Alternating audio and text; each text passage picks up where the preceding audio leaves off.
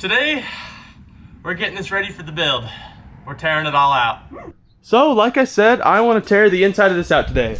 I want to take out the floor mat, I want to take out this weird heater unit, whatever the heck it is, and then that metal panel up there, the door. I want to take all that out and probably the spare tire holder. That way I can get this build completely ready for being able to actually build it out. So this van is going to be probably just about 100% ready to start actually building out after today. So this is day one, step one of building out this van. Here we go, guys. The only problem is at this point I need to make sure this van with its high top can fit through this door, which I think there'll be plenty of clearance, but I'll need to make sure.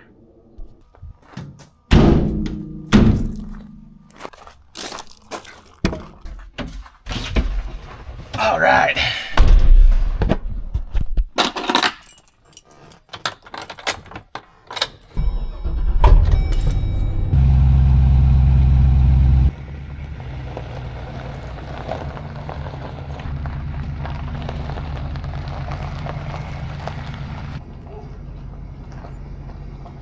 If I cannot get that van through this door, we're gonna have some issues.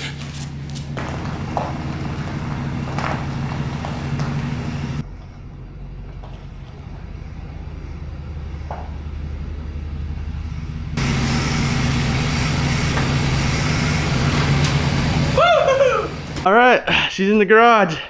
We're gonna be able to do this build, thank goodness. That is, I still have like a foot. There's plenty of room, but it is still worrisome. And one of the first orders of business I have to do, definitely with this van, is after the paint job, get a side ladder or the back ladder installed on this thing, because I cannot get up and down. I can't even get onto the roof if I wanted to. There's just nowhere to hold and nowhere to climb onto. I'd have to get a ladder right now to get on top of my van. That's kind of crazy. And it's covered in mold and stuff too. I'm gonna have to sand all that off. But anyways, we got plenty of room here to work. It is time to tear out the back. Alrighty, so there's 4 things I want to remove in this van total. That's really not much, maybe 5 actually, to make this ready to go and have it be cleaned out. First off, we're gonna remove this bad boy. That is just a cargo door, making sure stuff, just a safety procedure when you have a work van, stuff doesn't slide up and kill you. Second of all, I want to remove this light. Don't need that. I'm gonna have plenty of lights in here before long. That'll be really easy. There's 2 bolts holding it on, and I'm sure just a wiring harness, so easy peasy. Third thing I want to remove is this floor mat. I do not need any of this floor mat in here. I'm gonna be doing my own flooring and my own insulation below it, so this will be perfect to remove now. And then I also want to get rid of this jack right here. This is just a tire changing jack and tire iron. I'll be getting rid of that because I'll find somewhere else for it, but I don't want it mounted right there. You know what I mean? And then last of all, and the most challenging, is this rear AC and heating unit. So this has coolant lines going to it and refrigerant lines going to it all the way back here. So I'm gonna have to figure out how to tear this out, as well as get rid of the heating and AC units. This would be kind of nice to keep back here, honestly, but it's also very much in the way. What's up, dog? But it's very much in the way back here, so I'm not going to keep it in the build. I am going to get rid of it and try to sell it. So hopefully between this unit, this floor mat, and the wall panel, I can sell all of it actually, and maybe make like $200 or $300 off of it. You never know. So first, I think we're going to start tearing the door out. Okay, looks like the first step is going to be tearing out these little bolts here, holding out in this. It's gonna take a little bit of work because it's down in the flooring as well. It's bolted down, so I'm just gonna get it started tearing some of this out. It's only got a few bolts up top, it looks like, and then, like I said, a few down lower down here. That shouldn't be too hard, except those are pretty rusted, so that'll be interesting.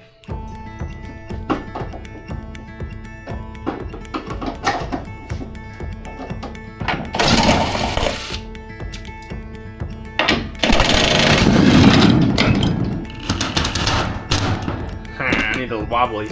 Alrighty, we seem to have our first problem. These bolts are so rusted in, they're stripping out when I'm trying to use a wrench their size. So, to avoid completely stripping out these bolts, I am going to first undo all of these ones. these little ones, and hopefully they pop off. I can take this panel out and leave the bottom strip, and then get the bottom strip out after, even if that means cutting with an angle grinder to get it out. But I think one way or another I can get it out.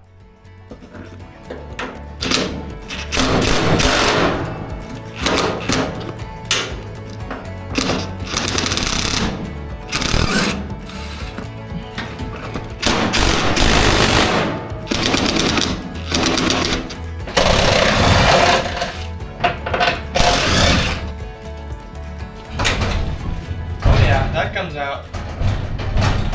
All right.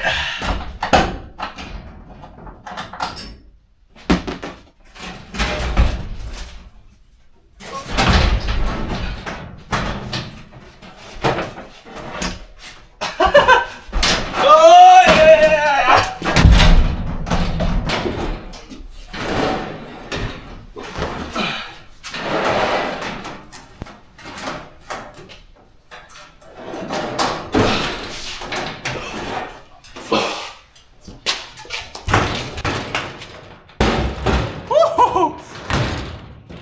That's a new look. You can see the front seats.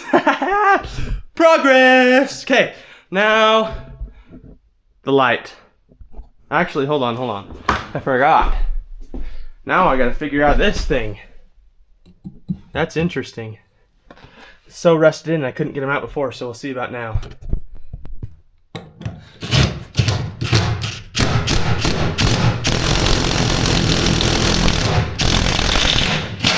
Well, it moves. It just doesn't come out.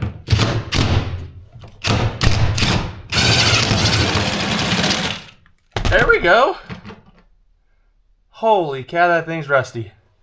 Wow.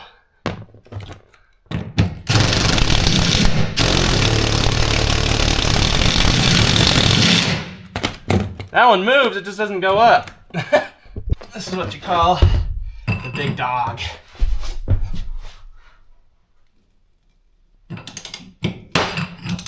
Oh, I can just feel it break loose right there. Oh my god. The bolt broke. That's how rusty this is. Wow. It also is not good because it's stuck in there now. There we go. Broke about 3 of the 4 bolts getting them out. They're so rusty. Which is not a great sign. I don't want a rusty vehicle. But if you look close, you'll see it's still on the floor mat, so it's not too bad. It's mostly just all off of this, but that's definitely interesting. I wonder what the floor is going to look like under this mat across the entire bed. Hopefully not rusty, but I guess we'll see here in a second. Up next, we're taking this light off. Should be a piece of cake, I hope. Yep. It's got 2 wires attached. Sweet. Removed. Alright, so now I've got the door taken out, I've got that light taken out. All I have left is the floor mat, tire iron, and the hardest part, this heater. So I'm going to start the floor and just rip all the flooring out, and then we'll go from there. Oh, it's all insulation-y. It's not terrible, actually. Not too bad.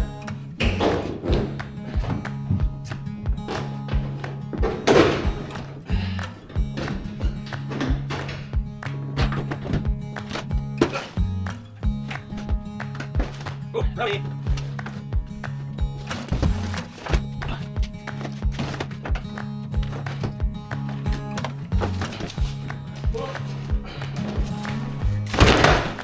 That was actually kind of disgusting. There's so much rust on there.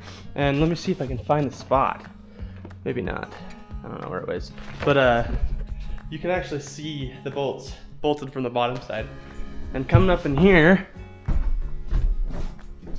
it's actually looking pretty good, except for right there. That bolt rusted a hole straight through my frame. That's crazy. Yeah. Wild. And we got that one still sticking up. I'll probably have to grind down. See about over here what we got going on. Looking pretty. Oh, there's another hole right there from that bolt. And that right there. I can see out of both of those ones. Interesting. Well, I'll cover that up. No problem. Alrighty, now pulling this one out should be fairly simple. I think it's just the holder here. So I'll probably take out this case with it all in there and then unbolt the frame that actually holds this all on there. So this one's pretty simple. And after that, it's just that stupid heater. And that's the kind of the interesting part, is that heater has has some bolts and stuff hooked up into it, but it also has coolant lines and the heater, or the AC lines, and then the engine coolant. So it's going to be quite the process, I think, of getting that out. I'm going to have to cap those, and I don't know, we'll see how that'll work. Wow. Okay. Oh, that's handy. Wow. Now I just gotta take that bracket out. All right, here's where things get a little tricky for old Brawny baby. I don't know how this comes out. It is a kind of scary system, man. It deals with antifreeze and coolant, and then the whole Freon line. So what if I mess it up and I don't have AC up there?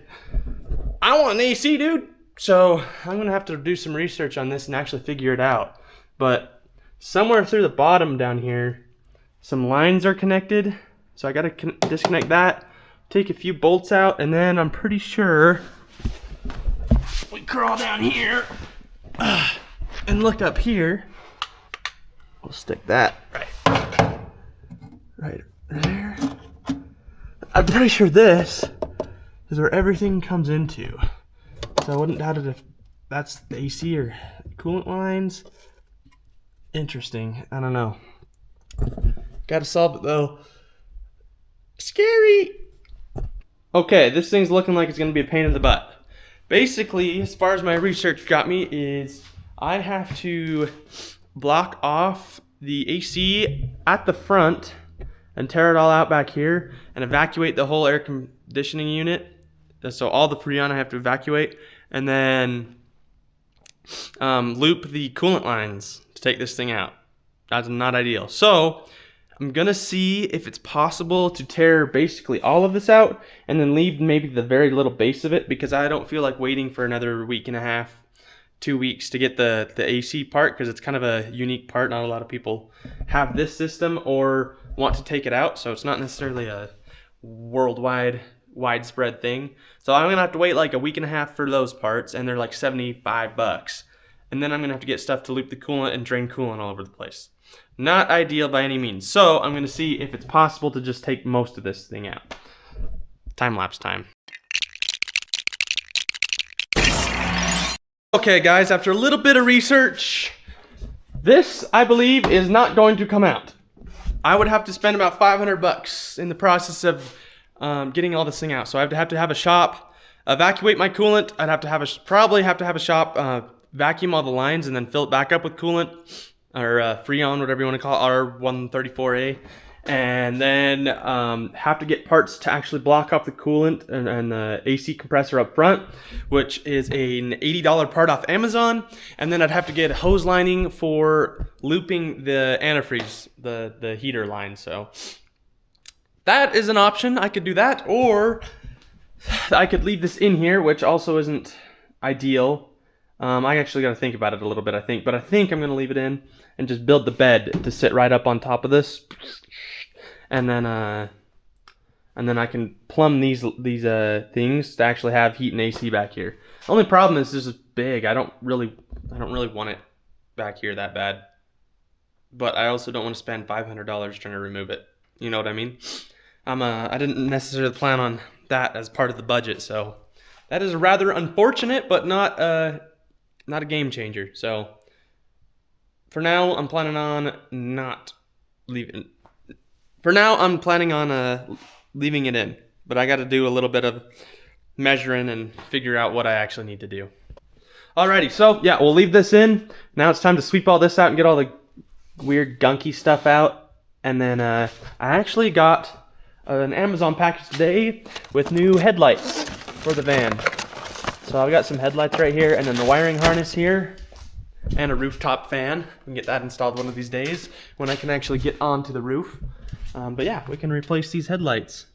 These are old, they feel like plastic, they might be glass, but I'm gonna replace those and put the new ones in. I did the exact same thing on the Astro van, so I'll have the same bright LED headlights on this one. Woo!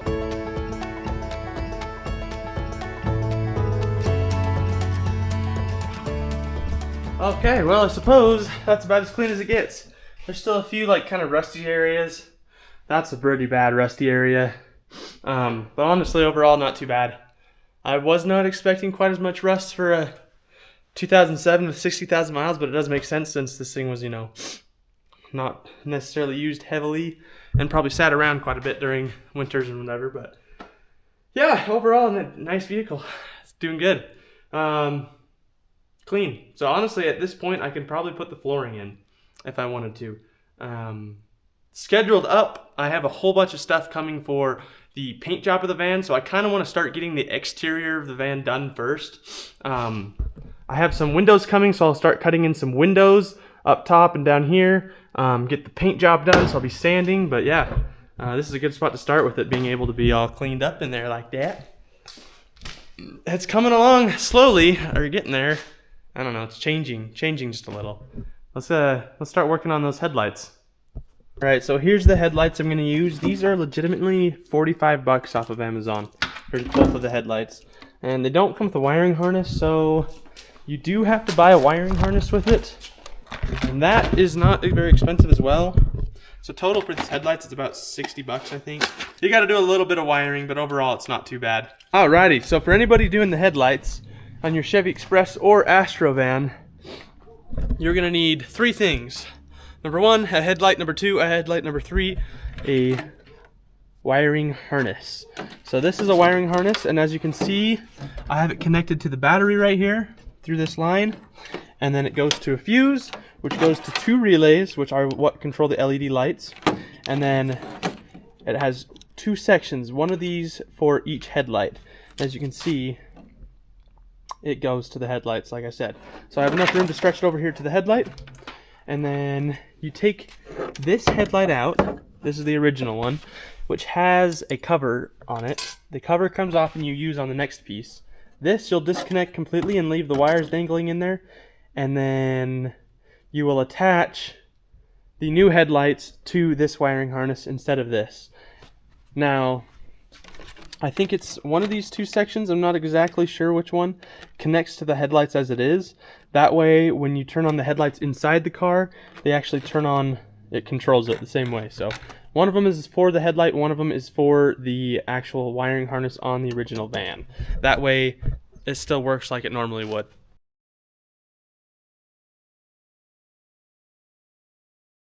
So yeah, there's a little tutorial, but I'm gonna get these installed, and we'll have some LED headlights on the van already.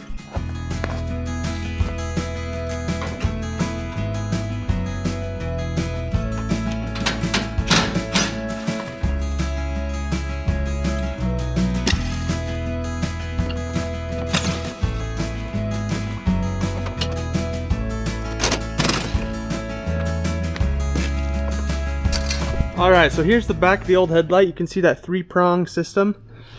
Set that down. Here's the plug, the three-prong system.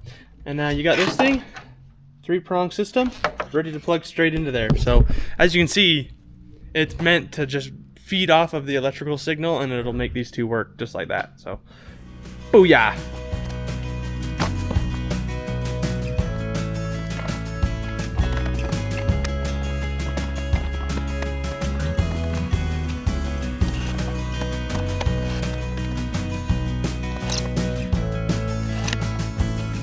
Oh yeah! One headlight in, look at that! Fancy! And that one, well, it's sitting in there, but it's not in. Got a one-eye Willie over here. Alrighty. The van's got some new headlights on it. How's that look, guys? Looks familiar. Super bright. I got the brights on right now. That is a pretty easy install. We've got, as you can see, wires tucked up there. Come over here. We got the wiring harness and the relays up on this, and then some of the wires down in here. It's kind of tight, especially, I mean, there's a lot of open area right here, but it's kind of tight. Yeah. Woohoo! First step down. All right, guys. So, like I said, new headlights are in. They look great. Come over here to the side. Still got that piece of plastic torn out, but got it all cleaned up, cleaned out. No more cage in the way. Woo-hoo-hoo. No more floor mat.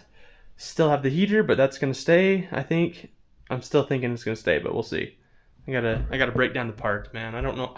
I just don't want to spend $500 to remove that, especially when I can still use it. It's like, might as well just use it, you know.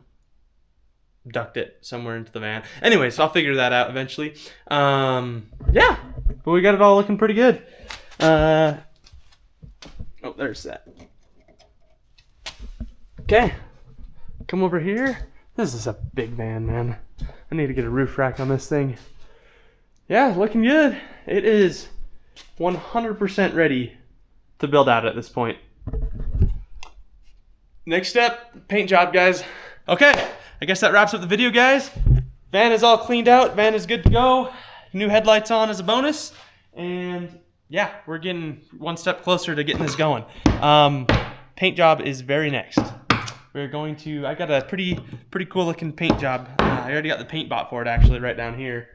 And now I'm just waiting on some sandpaper because I got to sand the entire thing and then I'll be able to paint it. So stay tuned for the paint job. Thanks for watching, everybody. Hope you're excited for this. See ya.